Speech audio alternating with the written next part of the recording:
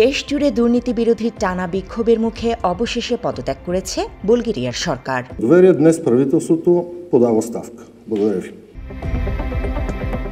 কয়েকদিন ধরে রাজধানী সোফিয়া থেকে কৃষ্ণ সাগর তীরবর্তী শহরগুলো পর্যন্ত হাজার হাজার মানুষ রাস্তায় নামায় বৃহস্পতিবার প্রধানমন্ত্রী রোসেন ঝেলিয়াসকভ ও তার সরকার সরে দাঁড়ান।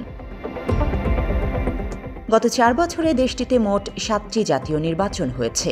রাজনৈতিক অস্থিরতাও ছিল চরমে। সর্বশেষ 2024 সালের অক্টোবরে অনুষ্ঠিত নির্বাচনের পর ক্ষমতায় আসা ঝেলিয়াসকভের সরকারও দুর্নীতি দমনে ব্যর্থতার অভিযোগে ব্যাপক সমালোচনার মুখে পড়ে। প্রথমে দুর্নীতি বিরোধী স্লোগানে আন্দোলন শুরু হয়, পরে তা বড় আকারে সরকার বিরোধী বিক্ষোভে পরিণত হয়। বিক্ষোভকারীরা বলছেন, ইউরোপীয় ইউনিয়নের সবচেয়ে দরিদ্র দেশ বুলগেরিয়ায় দুর্নীতি এত গভীরে পৌঁছে গেছে যে তা আর সহ্য করা সম্ভব নয়। বিভিন্ন শহরে হাজার হাজার মানুষ সরকারের পদত্যাগের দাবিতে মিছিল ও সমাবেশ করেছে।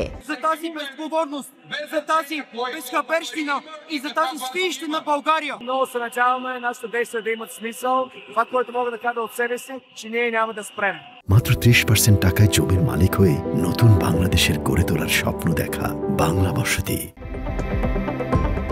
সরকারের পতনের আরেকটি বড় কারণ ছিল 2026 সালের নতুন বাজেট পরিকল্পনা। এটি ছিল প্রথম বাজেট যা ইউরো মুদ্রায় তৈরি করা হয়েছিল।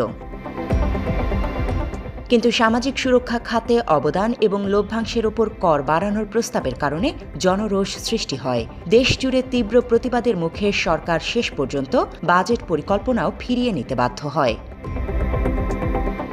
পদত্যাগ ঘোষণার সময় প্রধানমন্ত্রী ঝেলিয়াসকভ বলেন, সরকার আজ পদত্যাগ করছে।